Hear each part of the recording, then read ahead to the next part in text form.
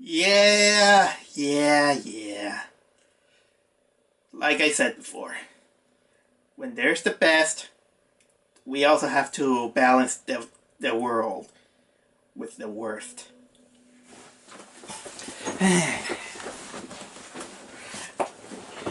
Not every movie is gonna be good. So we're gonna apply the same rules on this one. Man, that I also watched some other stinkers. Some of them you're not gonna agree, but again, it's my list. I tried to be semi-professional, and if this could have been an official review, I wish it would, because there are some things that I really dislike when some movies decide to make these kind of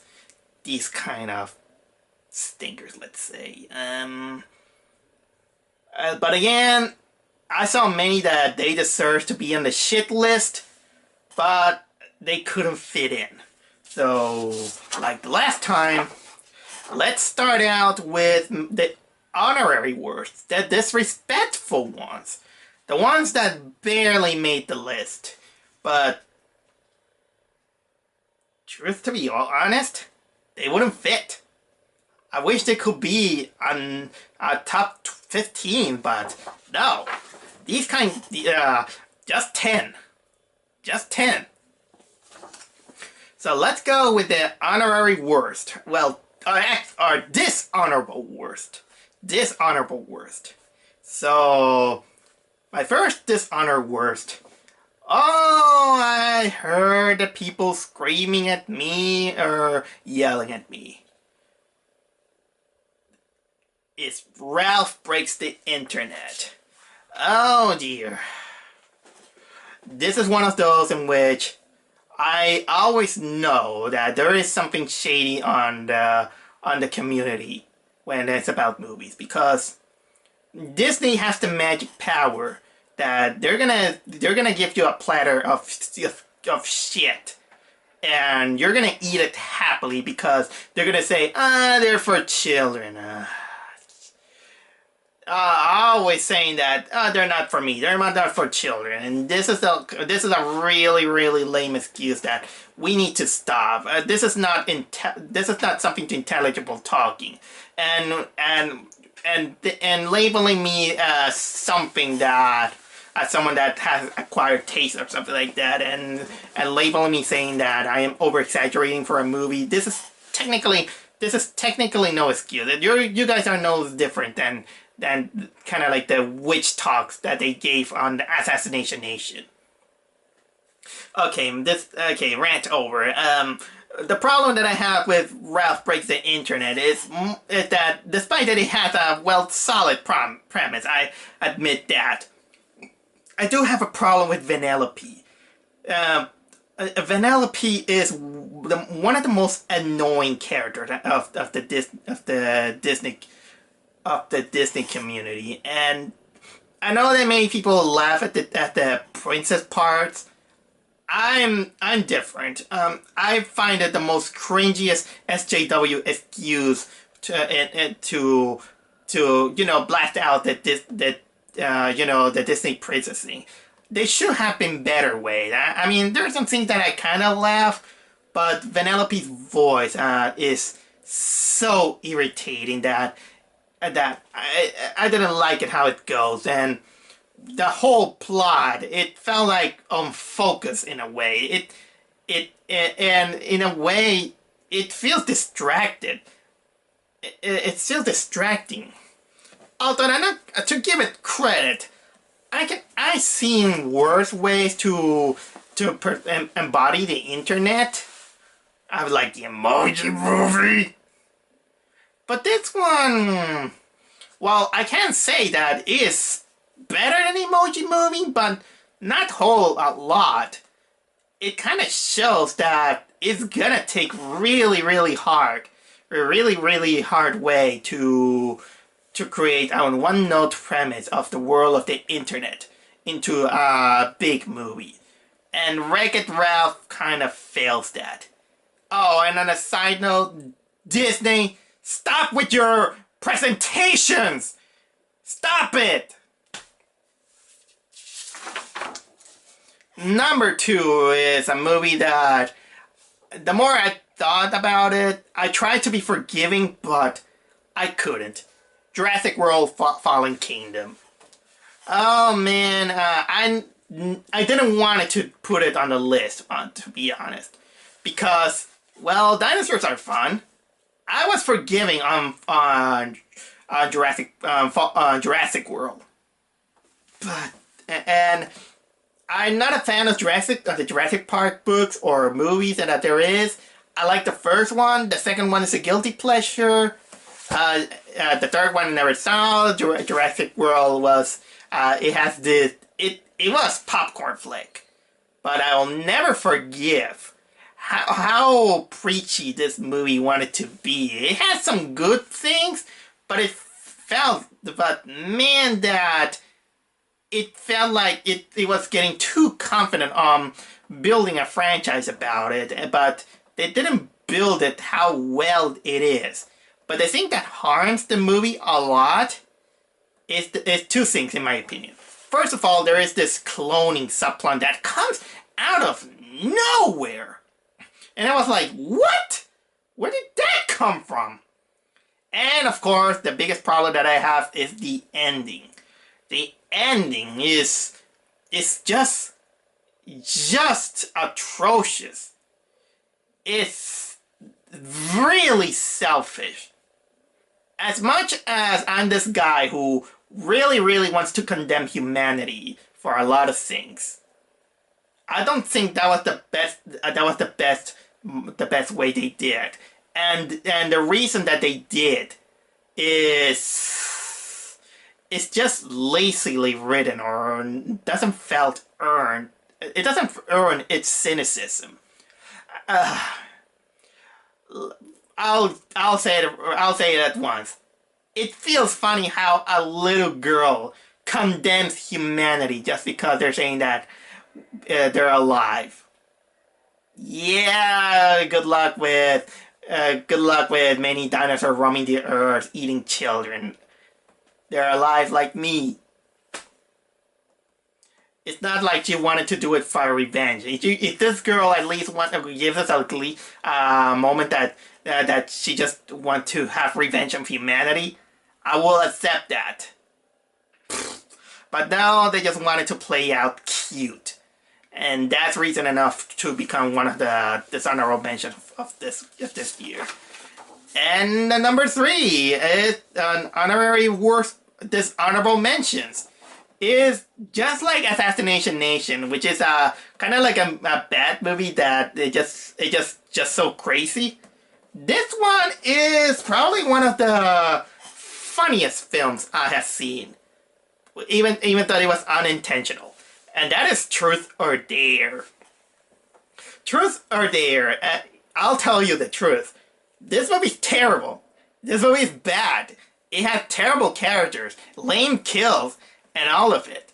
But I can't deny that it has a laughable premise and a laughable lore and a laughable ending and laughable almost a lot of things. If I wish I was drunk while watching this film. I don't drink alcohol, just in case. And I can understand that it has an interesting premise. The premise of a demon that uses this game and then sometimes cheats out of himself to do it.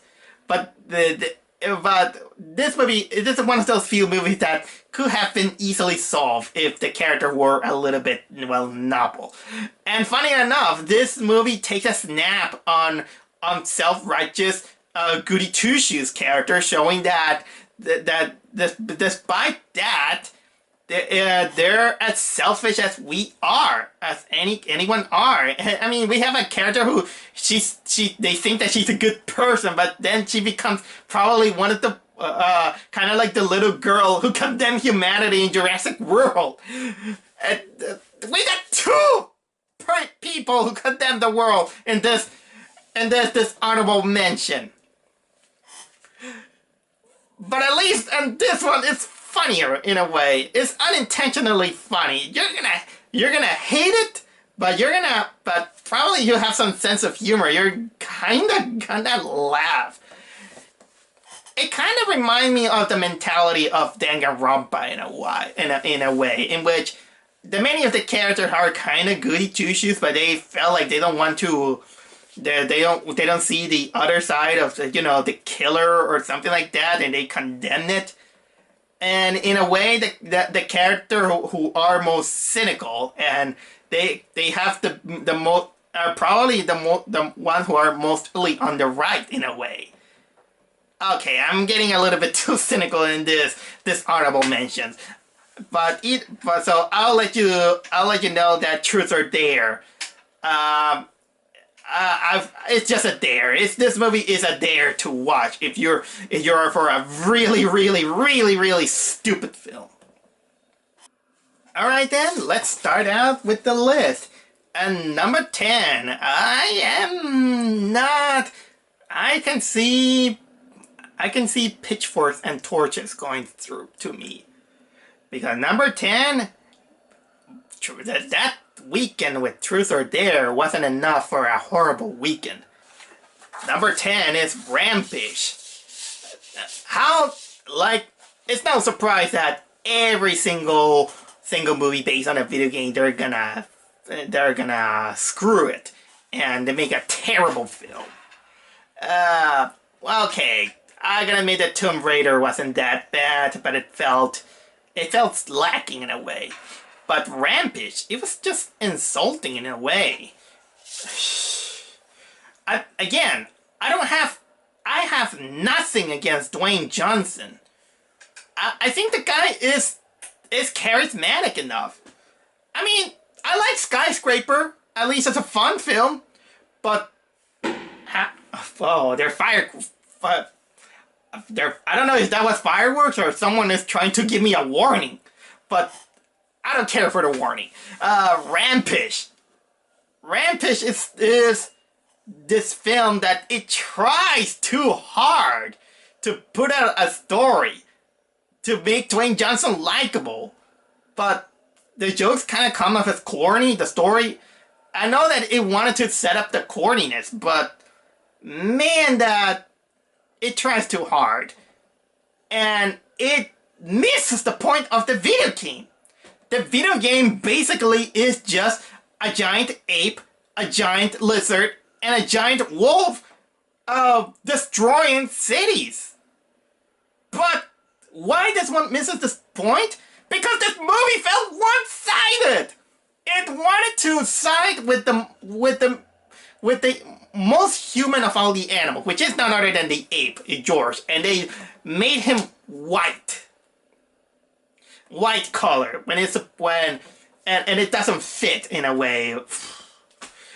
And boy, that the whole movie kind of treated Dwayne Johnson like he's the fourth monster, and the way he kind of treats the ape George, I'm very convinced that they are in love.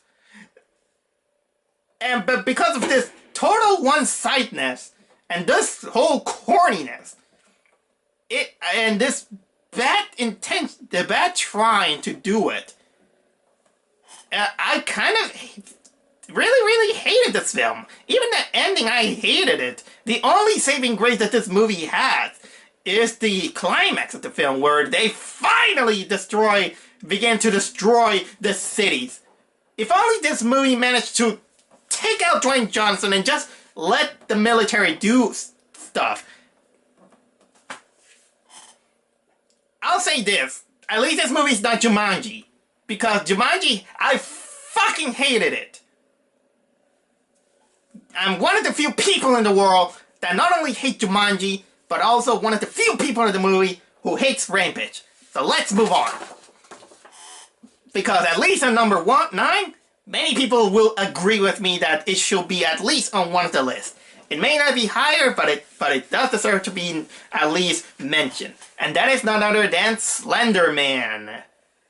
Ah man, I gotta admit that I was kinda trying to be forgiving on Slender Man on my original review, but the more I put it on hindsight in this moment, I can finally see that yeah, this movie's bad. It's terribly. It was and I gotta admit that the biggest reason why I was kind of forgiving about this film is that I was very sleepy on this on that day. I was watching The Meg at that. Maybe I had a bad night, but the sleepiness, I didn't know if it was because I was tired or it was because the movie was legitimately boring. And I think that if I put it more in hindsight, I think that maybe it was legitimately boring because at least on the Meg, it was stupid, but it was a blast. It was a great enjoyment. But this one, oh dear, oh man, that it kind of makes me wish to watch all these knockoff Slenderman movies that I found on my PlayStation 4. And I wanted to see if they do a kind of like a better job at it. Maybe not. Movies and the thing is that makes me sad is that the movie didn't need it to be that boring. It needed a little bit more of a better structure of what Slender Man is, because I can see that it could have been a good film in a way. Because personally, I like this kind of art where everything is black and white. They kind of look like chalk in a way, even though they've ruined it with crappy CGI. And we have our main character doing David the Gnome thing by turning into a tree. But it's really confusing. That's the best thing I can say about Slender Man, and well, not the best, well, the worst. It took me a while to get there, but Slender Man is not that slender. It's just one of those. I'm still open for another Slender Man film, but not as a sequel, but another take on. Let's go with number 8, which is probably one of the worst animated films of this year. And I almost forgot it. Sherlock Gnomes. Funny, I heard that this week we got a Will Ferrell comedy of Sherlock Holmes that I heard is pretty bad. Man, that we have 2 bad Sherlock Holmes this year. Sherlock Gnomes is technically kind of like a sequel to Romeo and Juliet, which baffles everyone. I mean, who the hell asked it? Romeo and Juliet was a terrible animated film. So who was on the right mind to that this one needed a sequel? And in this case, they got a gnome version of Sherlock Holmes and Dr. Watson. And they're trying to solve the mystery of capture lawn gnomes. Almost a lot of it doesn't work. The jokes doesn't work. The characters doesn't work.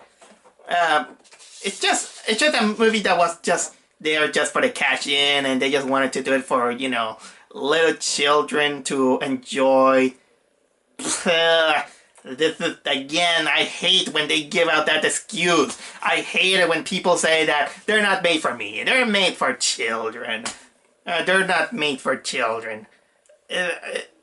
Then, okay, it's like gummy bears. Gummy bears, they're made for children. That doesn't mean that they're adults who like to eat gummy bears. This is the most pompous excuse of adulthood that I dislike. It's just a ridiculous mystery. It's just kind of like a ridiculous mystery. Sometimes you try to put some characters, but it falls flat. Everything falls flat. It's not entertaining. It's just it's probably one of the most boring cartoons animated shows I have. No, animated show, not animated movies I have seen. So much that I think it is better left forgotten. I almost forgot to put this movie on the list, but just because I forgot it. I almost forgot it until I have to review what I've seen this year. But so let's close this case by saying that Sherlock Gnomes it's better left. It's better left. Uh, Look, I can't even come off with how to end this. My number seven of the list is none other than Winchester. Ah man, the reason why I went into this movie is that for horror movies, I do actually like movies that are based on kind of like an interesting case. I'm kind of like a sucker on trying to find interesting cases that involve the paranormal. And, well, I felt that Winchester could be one of them. A film that is about that is about the Winchester house, that kind of deals with supernatural things. But unfortunately, this movie came out as one of the most boring movies I have seen. I kind of forgot exactly what the movie is, but it tried to put kind of like an excuse to... It kind of give out an excuse to put some supernatural elements on the haunted house genre based on a real life event. It tried too hard on being The Conjuring in a way, but no, it doesn't work. I remember that the production value of this one was pretty poor in a way for a theatrical film, big budget theatrical film. While watching this film, it kind of felt mostly that kind of like a sci-fi original film in a way. The story is really basic. I didn't get time to warm up with the character because the pacing is so slow, and lots of things, some of the moments nothing happens. It happens. It feels like a convoluted mess that I just came out of the movie really bored and confused. And it didn't help that I had to work the next day to put the ideas on my head. Nah. Winchester. Maybe you could try to buy a Winchester for this film. It doesn't work that way. Not much I have to say. But the next one, I think there is a little bit I can say. Number 6 is A Wrinkle in Time. Ah, man. This is what you get when you get too whimsical. But I heard many stories that Wrinkle in Time is a very hard movie, hard book to translate it into movies. And considering this, and from what I heard that there was also a Disney TV movie, I'm beginning to believe that it is difficult. Ah man, this movie is... It's kind of like, what would you do if you give it the direction to a very sparkly fairy, just saying, "Yay, look at me, I'm beautiful. Give out with the power of love." Man, I'm not gonna diss out on a lot of the actors because the actors are not trying hard enough. But still, it's so sad that they show that they try too much on how visually stunning the whole movie looks, but it doesn't have technically the heart or the soul. At least I will say that you could watch this movie, but while you're drunk in a way, and you can see how drunk you're gonna feel in this one. But personally, the worst movie this movie has this child that, oh man, if it is a standard to let children act like this, it's gonna be a worse crime than letting Sarah Silverman voicing Vanellope. This child was so annoying. It was like little Sheldon, but much more annoying. The best way I can describe it is that, you know, the little kid in Indiana Jones and the Temple of Doom. Many say that that child is annoying. I disagree. If you want annoyance on a child, is this kid. Uh, and but what can I say? What I don't like about this about Wrinkle in Time is that the plot kind of moves forward out of convenience. It's plot convenience. Everyone and once in a while that the whole mechanics, the whole transportation, mode of transportation from one place to another, it will make Rick Sanchez from Rick and Morty be baffled and say, hey, this is total bullshit. Bullshit. Where's the science?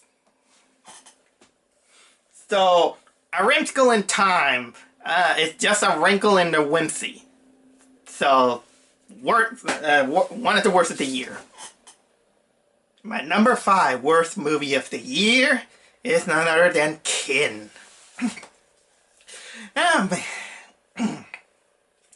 If you talk about a boring film with a little bit of focus, but this is a little bit of a hard sit. In a way that, the best way I can describe this film is that, imagine a movie that tries a little bit too hard on being a charming road trip with a pet alien. Have you seen these kind of movies in which you have a group of misunderstood people that they encounter an alien and they want to protect it from some kind of bad guy? So they go to a little bit of an adventuring road trip with another girl. Well, it's this kind of movie, except that instead of an alien pet or something like that, they have an alien gun. Sorry, a little bit my throat. But this movie kind of felt that it didn't deserve the heartwarmingness. Because, well, the biggest problem that I have is that the movie wanted us to empathize with a lot of the characters, especially the older brother character that I forgot the name and the actor. But the thing is that the more bad decisions he does, you're gonna see him that he's an asshole. He's a monster. He's a terrible guy. And the kid who has the gun, he tries to be likable, and in a way he does, but maybe he was in the wrong crowd. And let's not forget that we have, well, the father who, at the very beginning of this movie, he shows that he's not a good father. He's a terrible father. But still, they try to make him look like a saint figure. But no, he's kind of like the saint figure in Detroit terms. No offense to the people in Detroit, just in case. And we got this journey in which it could happen so easily, but we're in the meantime just saying that, man, you're bonding with this asshole.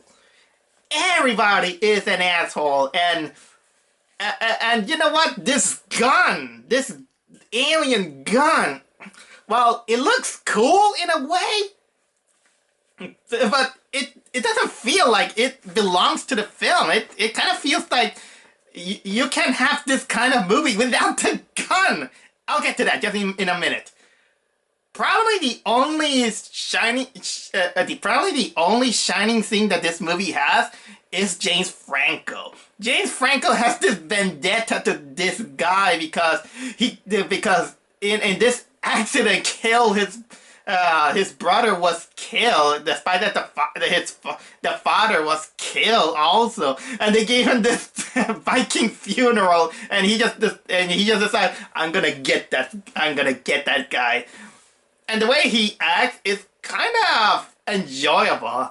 I mean, he gives out probably the best solution to these rules on convenience stores, that they don't let you use the bathroom unless you buy something from them.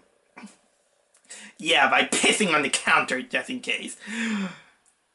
Ah man, but if you're not hating the characters, you're getting bored with everything else. That it not that it drags on and on and on.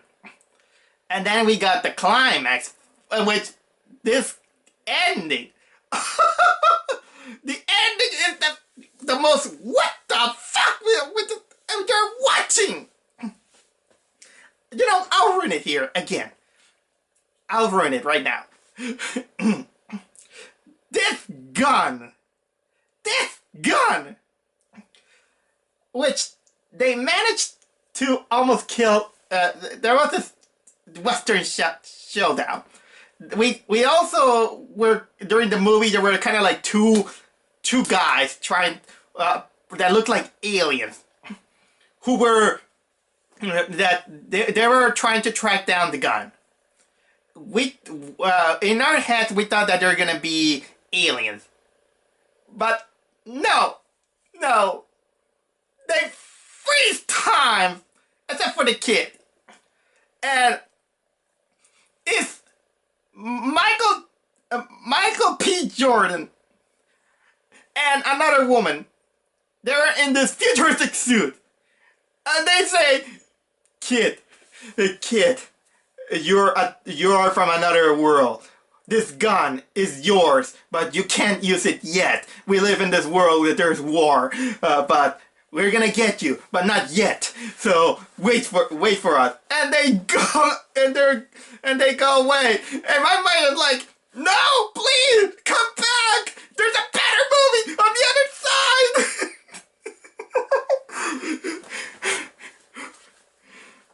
And how is it better?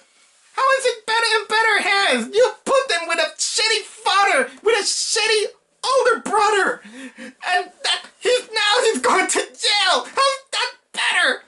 Send me to war. Enlist me. I know how to use the gun.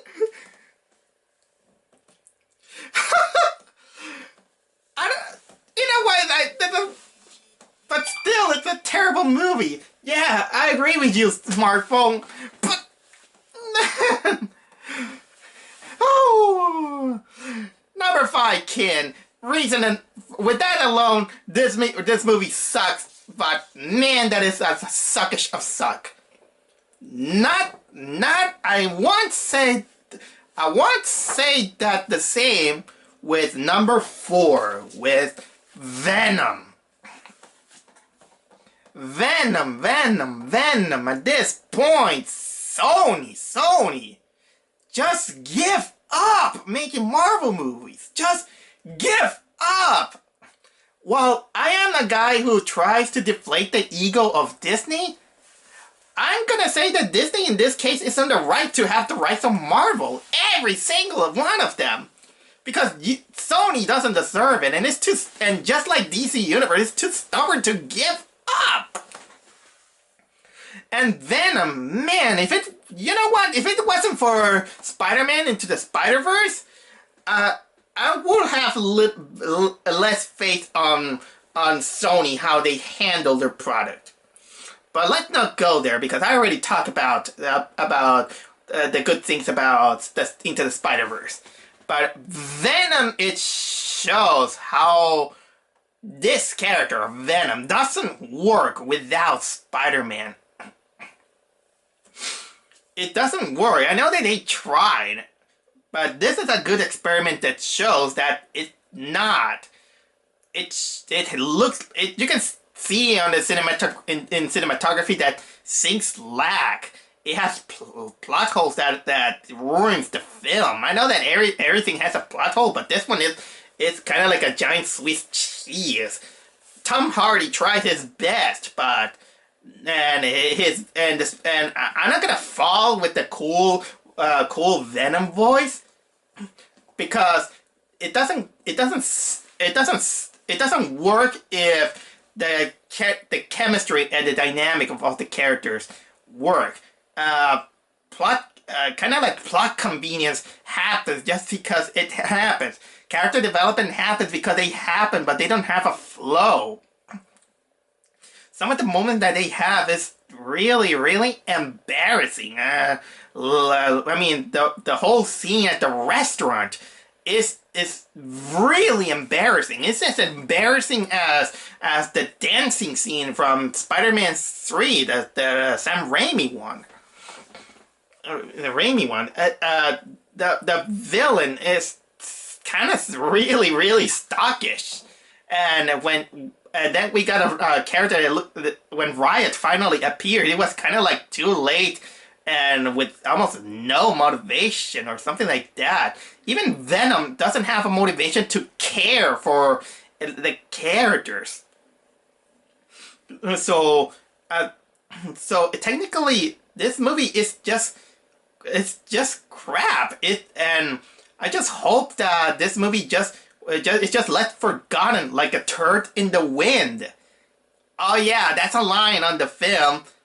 But I am I just pray that it doesn't happen, but I know that it will happen, that they don't make a Venom 2, because if we're gonna see a Carrot Top Woody Harrelson as Carnage, and with that freaking predictable run-of-the-mill catchphrase, they're gonna be Carnage. You better give up, Sony. Sony, just give up! Number 3 is another bore fest of this year. The Darkest Minds. A movie that tries to be a little bit like a young adult version of the X-Men / Maze Runner. And it just boring. It's just kind of boring. Honestly, I kind of even forgot about this film. Kind of like a girl with power.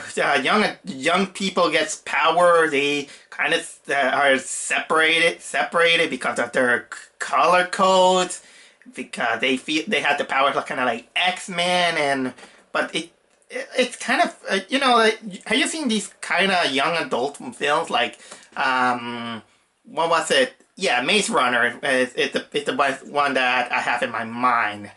And also there is kind of like Hunger Games / what was that other movie that the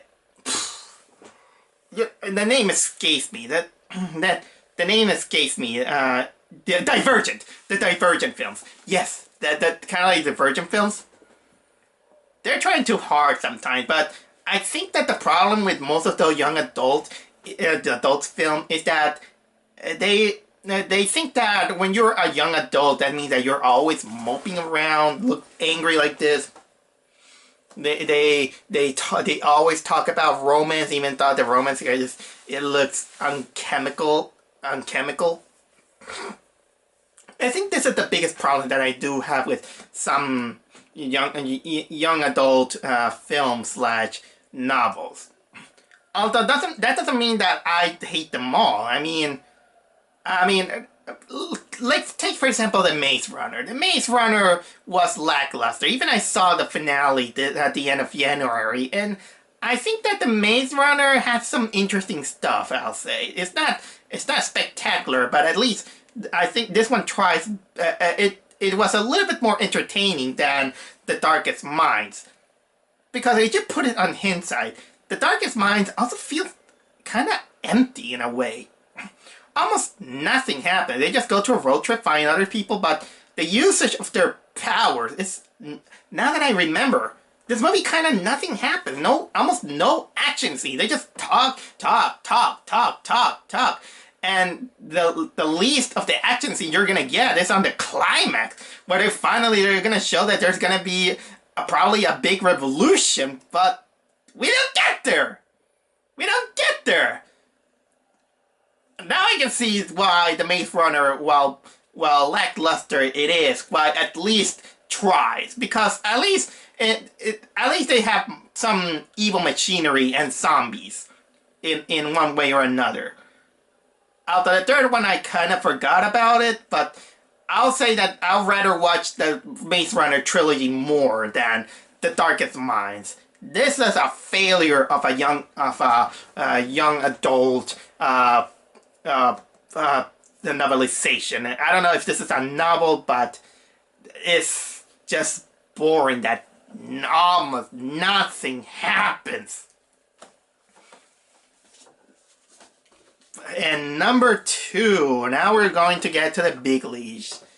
Number 2 is the Nutcracker and the Four Realms. You know, during this whole history of movie making, many people always complains about the Nutcracker in 3D.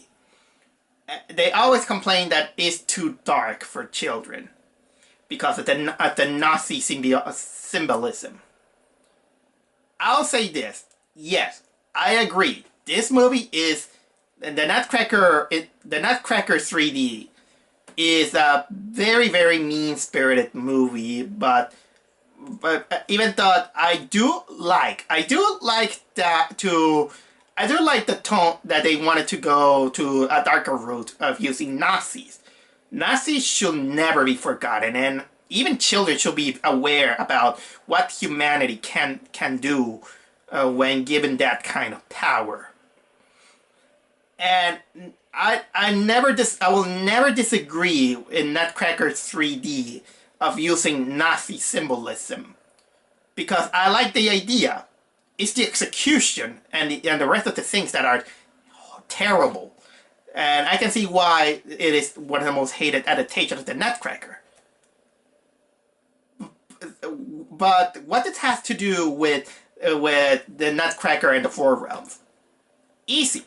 Because the Nutcracker in the Four Realms is basically the opposite spectrum. It's the opposite spectrum of what you get if, instead of going too dark, you go too light. You go too whimsical. You go too safe or too childish. And again, many people will say that, yeah, it is for children. And again, it's no excuse. That's no excuse for a very lackluster props, lackluster everything. The acting, and it's baffling how this movie has some good actors, but they don't take opportunity of that. How they miss the point of what is a nutcracker, and the Nutcracker, instead of feeling like a nutcracker, it's just a guy in a suit, in a soldier suit, and they call it Nutcracker, but just because you say, oh, you're a nutcracker. Dude, I mean, as creepy as the Nutcracker in Nutcracker 3D is creepy, at least it looks like a nutcracker. Not exactly just a dude dressed up as the Nutcracker. And how the whole thing looks, it really looks like it kind of looks like a Broadway play that doesn't it feels like it should be in a Broadway play. There is a big difference when you show a Broadway play on cinemas and a Broadway play a movie that it wants to feel like a Broadway play. I just got tangled. Sorry about that. Sorry about that. What else there is? Character motivations. No, this isn't there. Character scenes. Nothing there. Oh, and let's not forget Sugar Plum Fairy. Oh, out of the blue becomes a villain with a ridiculous reason why she became a villain, and she comes from annoyance to super annoyance. And I thought Vanellope was annoying, but man, that the Sugar Plum Fairy, she goes into hyper overacting. Oh man, her acting is bizarrely weird, but and not a good one. Not a good one.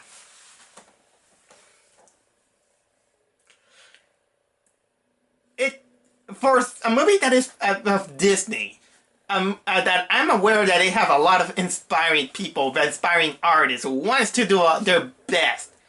This was really, really lackluster. It luster wanted to play safe, wanted to play very childish because they wanted to appeal to a younger demographic. And if we get movies like that, I'm still praying for more Nazi mice. Okay? This is it.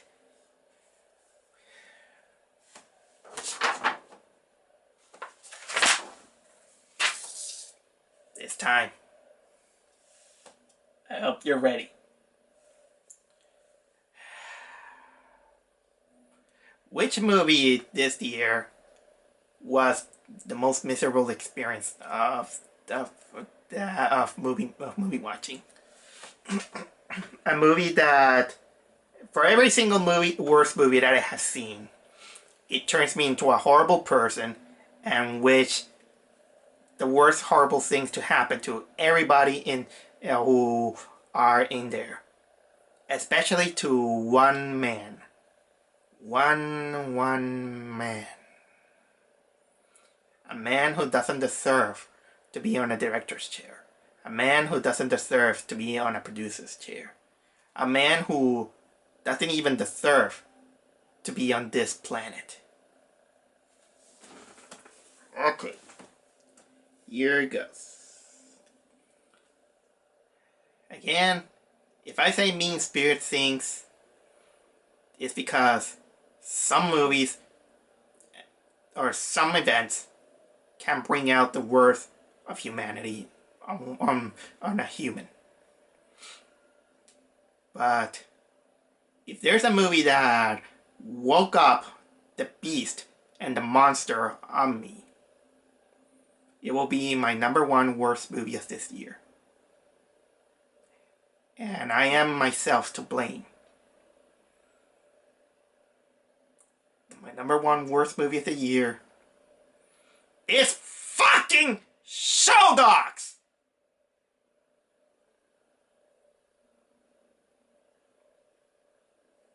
Raja Gosnell, you don't deserve to make movies. You ruined Scooby-Doo. You ruined Smurfs. And now you're ruining my tolerance to dogs. And Hollywood gives you excuses to make movies because they think that we're not the target audience. The target audience is children. But if you subject children to movies like that, you're no better than Nazi propaganda. You're no better than people who show tormenting things in front of the camera.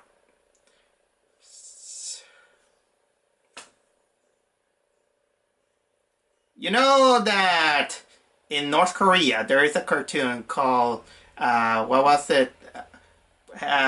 You know, I forgot the name, but Squirrel and Porcupine, I think it was called. You know what? I forgot about the name. I'll put it there. Squirrel and Hedgehog, I think it was. It is an okay animated film, but it serves mostly as a it is speculated that is kind of like a propaganda for as a North Korea propaganda to go against the United States. Well, maybe you should take it a little bit out of it. Maybe it's an okay, passable show. But the usage of using a propaganda with disguise as an animated film and say that, well, it's just for children. It's no different than making animated films or films that it might appeal to a younger demographic just because they have, well, dogs in this case. Or something animated, or let's say. And they say, Ah, you're not the target audience. That's no excuse. That's no excuse. That's just monstrous. Just monstrous. Man, that I'm holding these things up when I'm supposed to be talking about why I hate show dogs. First of all, it made me hate myself because I'm the one who decided how bad can it be? I need something to top the worst of the year, and probably I might find something that is worse than that. By God, if it wasn't for the Nutcracker in 3D, no, the Nutcracker in the 4 rounds. The Nutcracker in 4 rounds could have been #1, but no, I gave it myself. I went to see Show Dogs just because I wanted to put it on a list. That's the sacrifice I did to this monstrous movie with horrible acting, awful CGI on their mouths, lame use of common sense of how the world works, lame jokes, mean-spirited jokes. Mario, I'm convinced that Ryan Gosnell doesn't even know how humans work. Not even for the sake of a cartoon. He doesn't know how to. This proves that what works in cartoons cannot work on live action. This is the magic of animation, and in animation, it makes them forget where they are, because in animation, it feels flexible enough. You can feel it, but live action, you're gonna look yourself like the stupidest human being in the world. And for a movie that they can't have been solved so easily, they just kind of let the dogs run around. Oh man, I'm getting stupider. This movie made me so stupid even thinking about it. I bet my IQ dropped down.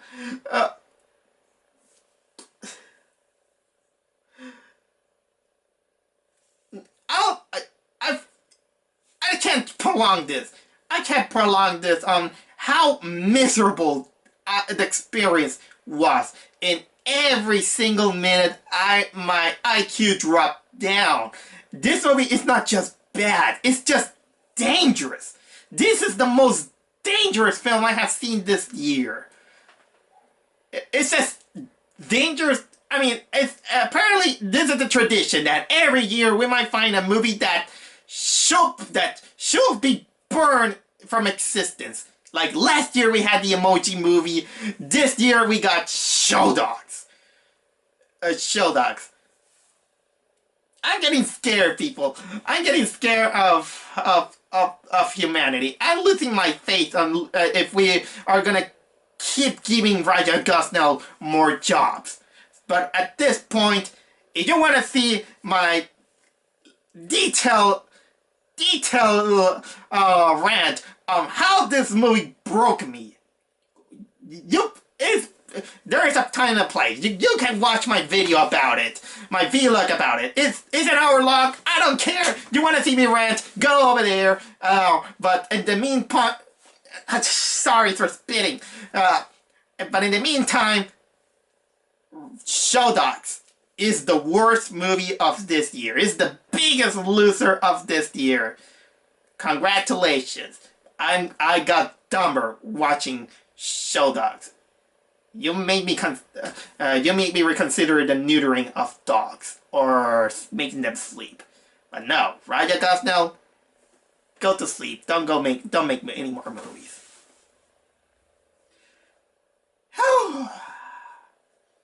Okay, that's my final rant of 2018.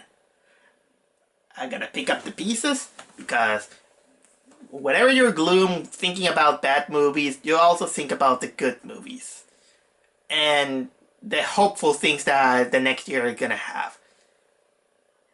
it doesn't matter if I watch horrible movies or good movies. It's still a blast watching them all. I mean, that's part of the job. Well, that's part of a film buff job. So 2019, it looks a little bit more promising, like every single year. We're gonna have good movies, bad movies, crazy movies, and I'm very eager to go into almost all of them. So thank you all for watching the Blogging Plaza of 2018. I hope that I get the opportunity to do more stuff. And like again, I'm gonna keep watching more movies, and I just hope that I get a little bit more viewers if I get the chance. And I hope that I could expand this blog with more content if it's possible. But in the meantime, I'm still doing these things alone without a script, and just doing my best at least to improve my craft.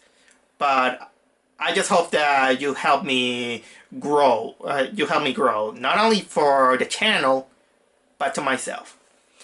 Thank you all, and happy New Year!